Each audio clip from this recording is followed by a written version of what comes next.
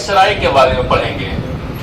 कल के पिछले क्लास में मैंने बताया था भारत के गवर्नर जनरल के बारे में। मैंने बताया कि भारत का जो अंतिम गवर्नर जनरल था वह लॉर्ड कैनिंग था, क्योंकि 1858 ईस्वी में क्या किया गया कि एक भारत शासन अधिनियम लाया गया और इसके तहत कहा गया कि जो भारत का गवर्नर जनरल होगा वही भारत का वायसराय बनेगा। क्योंकि 1857 की क्रांति जो था लॉर्ड कैनिंग के नेतृत्व में दबा दिया गया, जिसके कारण महारानी एलिजाबेथ उसने क्या किया कि 58 में जो अधिनियम लाया 1858 ईस्वी में, उसने गवर्नर जनरल के पद को हटाकर वायसराय का पद लाया। इसके साथ ही एक नए पद भारत के राज्य सचिव का भी गठन किया गया।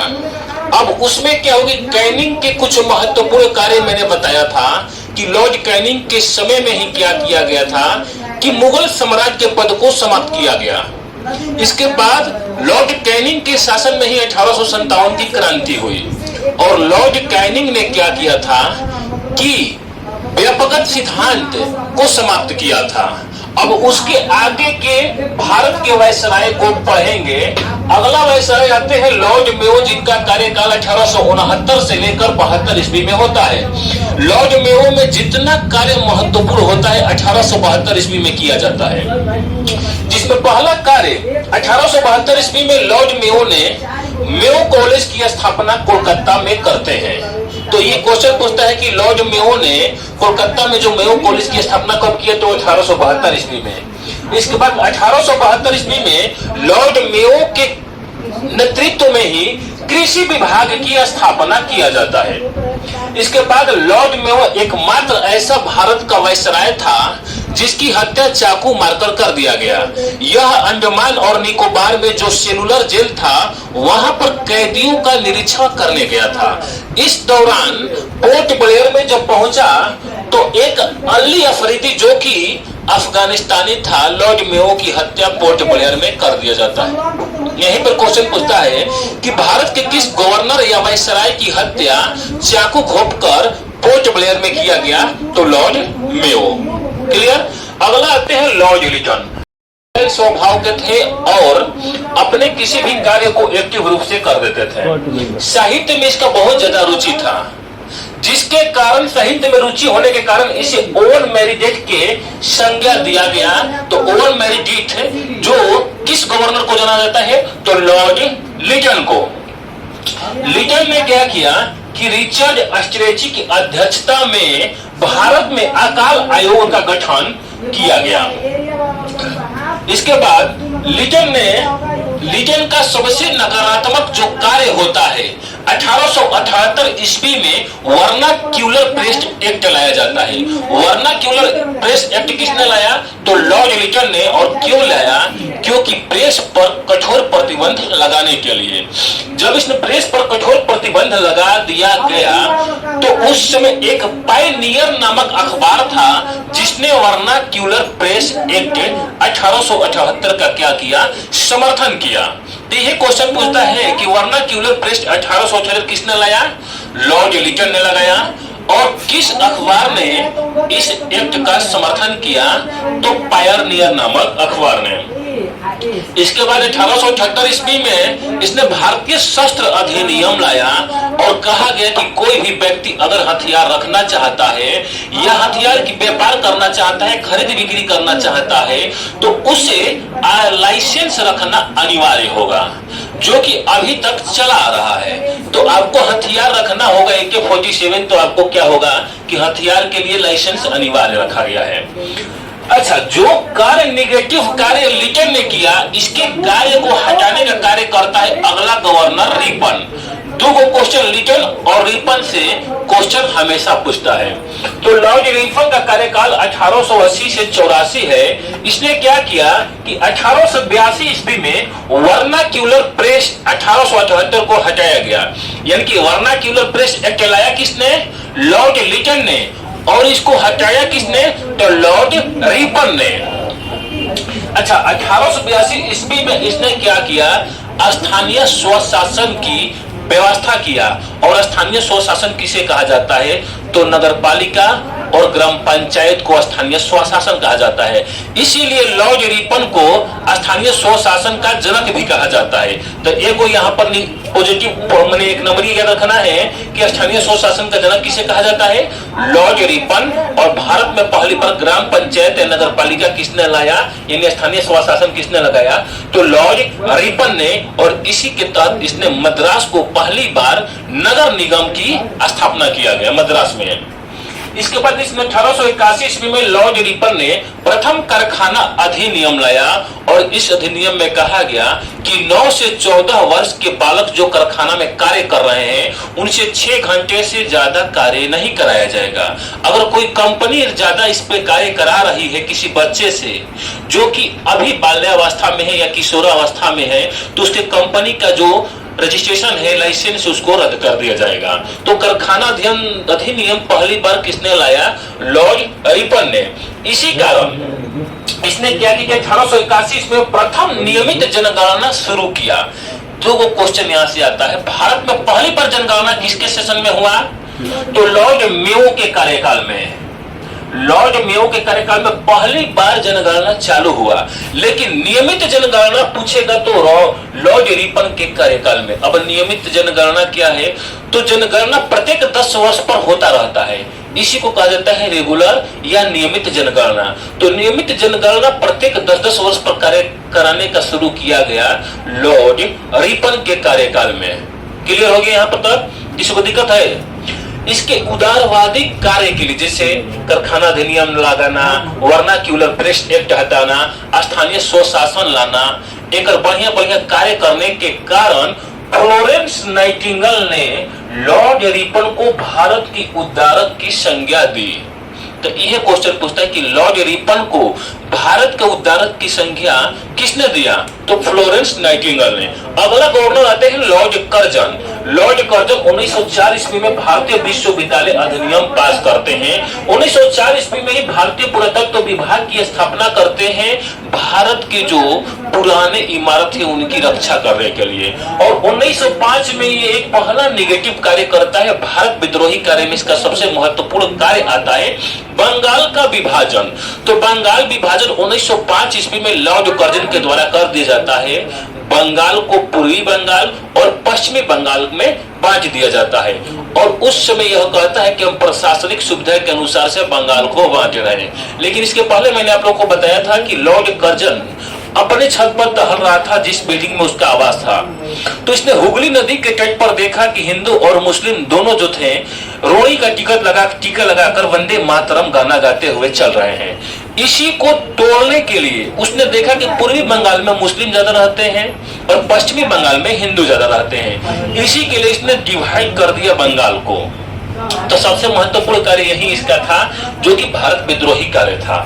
अगला आते हैं लॉर्ड मिंटो द्वितीय। इसी के कार्यकाल में 1906 में मुस्लिम लीग की स्थापना ढाका में किया जाता है दो भाइयों सलीम उल्लाह और आगा खां के द्वारा।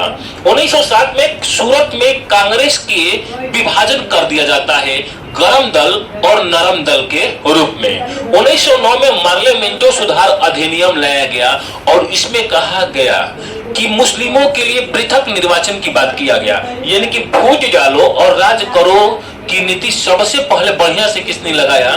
तो लॉर्ड मिंटो द्वितीय ने। इसने कहा कि मुसलमानों के लिए अलग निर्वाचन चुनाव का व्यवस्था हम करा दे रहे हैं और मुसलमानों को वोट खाली मुसलमान देंगे। बात समझ गए? तो इसने सबसे पहले यही नियम लगाया। अगला देखते हैं लॉर्ड हार्डिंग द्वितीय। 1910 से 16 ईस्वी में कार्यकाल था।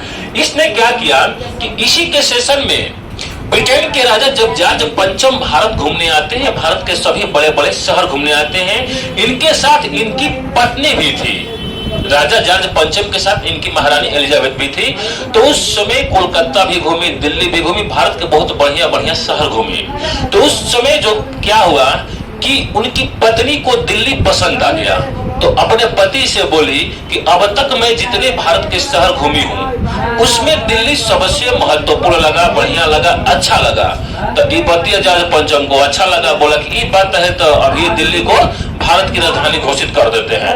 उन्होंने तत्काल क्या किया कि दिल्ली में दिसंबर 1911 ईस्वी में दिल्ली दरबार का आयोजन किया गया और दिल्ली दरबार से 3 महत्वपूर्ण घटना प्रकट होती है। पहला, दिल्ली दरबार से ही दिसंबर 1911 में बंगाल विभाजन को रद्द किया गया, जो कि बंगाल विभाजन लॉर्ड कर्जन ने किया था। इसको रद्द करने में किसके सेशन में हुआ? तो लॉर्ड हार्डिंग द्वितीय के कार्यकाल में। दूसरा का महत्वपूर्ण कार्य किया गया, बंगाल से बिहार को पृथक राज्य बनाया गया, अलग राज्य बनाया गया। अगला हुआ कि दिल्ली को भारत की राजधानी घोषित कर दिया गया 1911 में, लेकिन राजधानी जाता है 1912 में।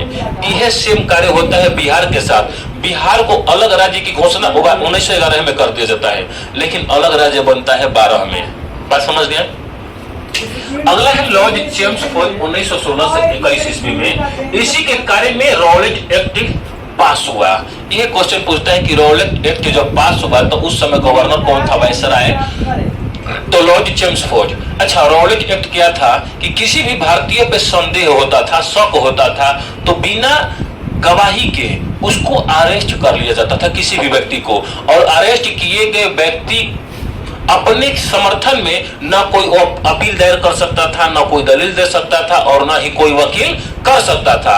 इसी दौरान क्या हुआ कि डॉक्टर सतपाल किचलू और सैफुद्दीन किचलू, 2 लोगों को रॉलेट एक्ट के तहत गिरफ्तार कर लिया जाता है। और अमृतसर के जलियांवाला बाग में ये लोग बैठकर मीटिंग कर रहे होते हैं। तब तक एक भारतीय ही, जो कि देशद्रोही था, हंसराज नामक भारतीय क्या करता है, जाकर इसकी खबर दे देता है अंग्रेजों को। और उसी समय 13 अप्रैल 1919 की घटना जब होती है, जालियांवाला बाग हत्याकांड। जालियांवाला बाग हत्याकांड कब हुआ? तो 13 अप्रैल 1919 ईस्वी में। और किसके कार्यकाल में? तो लॉर्ड चेम्सफोर्ड के कार्यकाल में। अच्छा, इसी के सेशन में असहयोग आंदोलन एवं खिलाफत आंदोलन दोनों चालू हुआ 1920 ईस्वी में। अगला गवर्नर आते हैं लॉर्ड इरविन 1926 से 21। इस समय गांधी जी भारत में पूर्ण रूप से चरम स्तर पर अपने आंदोलन को चला रहे थे। तो 1928 में साइमन कमीशन भारत आया पहली बार मुंबई में। और साइमन कमीशन जहां जाता था गो बैक के नारे लगते थे। यही काम हुआ लाहौर में भी। जब वे पहुंचे तो साइमन कमीशन गो बैक का नारा लगा रहे थे। भगत सिंह, चंद्रशेखर आजाद उनके साथ थे, लाला लाजपत राय। वहीं पर लाला लाजपत राय की मौत हो जाती है, ठीक, मतलब लाठीचार्ज में। तो साइमन कमीशन का विरोध हम लोग क्यों कर रहे थे? तो साइमन कमीशन में जितने सदस्य थे सभी लोग अंग्रेज थे। अंग्रेज लोग भारतीय लोगों के लिए कानून बनाने आए थे, इसीलिए विरोध कर रहे थे। इसीलिए साइमन कमीशन को गोरा कमीशन भी कहा गया, क्योंकि सारे लोग अंग्रेज थे। अच्छा, 4 मार्च 1931 ईस्वी को, कहीं पर 5 मार्च 1931 भी लिखेगा, लेकिन 4 मार्च 1931 ईस्वी को गांधी और इरविन समझौता हुआ।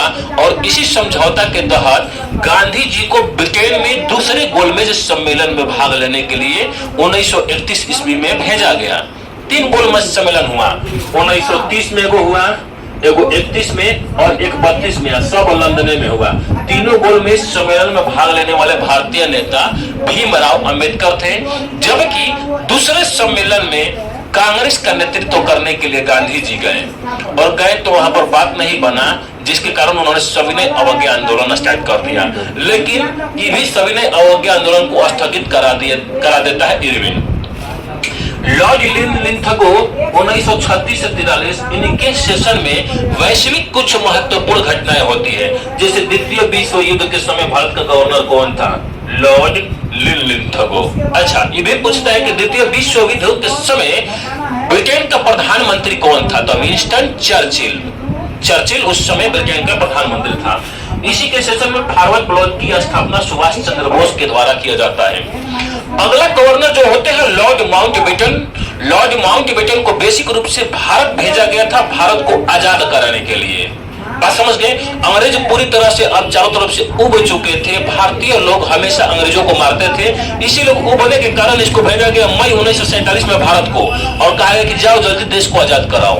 तो जून 1948 तक ही भारत में रहते हैं। लेकिन होता क्या है कि इन्होंने कहा, अंग्रेजों ने, ब्रिटेन के प्रधानमंत्री कहे कि जून 1948 तक हम लोग भारत को आजाद कर देंगे। और उसी समय लॉर्ड माउंटबेटन योजना लागू होता है। 3 जून 1947 ईस्वी को लॉर्ड माउंटबेटन योजना प्रकाशित होता है, जिसमें भारत विभाजन की बात कही गई। भारत आजादी की तो बात कही ही गई, कहा गया कि भारत अब 2 राज्यों में बंट जाएगा, एक पाकिस्तान और एक भारत। इसमें 15 अगस्त 1947 को जब भारत आजाद हो जाता है, तो भारत से वायसराय पद समाप्त होकर अब भारत पर गवर्नर जनरल की पद स्टार्ट हो जाता है। तो आजाद भारत का यानी कि स्वतंत्र भारत के प्रथम गवर्नर जनरल बनते हैं लॉर्ड माउंटबेटन। बाद में माउंटबेटन के कुछ भारतीय लोग विरोध करते हैं कि मैंने भारत देश है, एक जगह गवर्नर ब्रिटेन का होगा, तो वहां पर लॉर्ड माउंटबेटन को जून 1948 में हटा दिया जाता है। इसके बाद चक्रवर्ती राजगोपालाचारी प्रथम भारतीय होते हैं गवर्नर जनरल। तो यही जो पूछा जाता है कि स्वतंत्र भारत के प्रथम तथा अंतिम भारतीय गवर्नर जनरल कौन हुआ, तो चक्रवर्ती राजगोपालाचारी एकमात्र ऐसे भारतीय जो कि भारत के गवर्नर जनरल बने। इसके बाद 26 जनवरी 1950 ईस्वी को राष्ट्रपति का निर्वाचन हो जाता है, जिसमें गणतंत्र भारत की स्थापना कर दिया जाता है और भारत के प्रथम राष्ट्रपति राजेंद्र प्रसाद होते हैं। यानी कि गवर्नर जनरल का पद अब राष्ट्रपति के पद में तब्दील कर दिया गया। तो इतना तक नहीं रहने दीजिए इसको।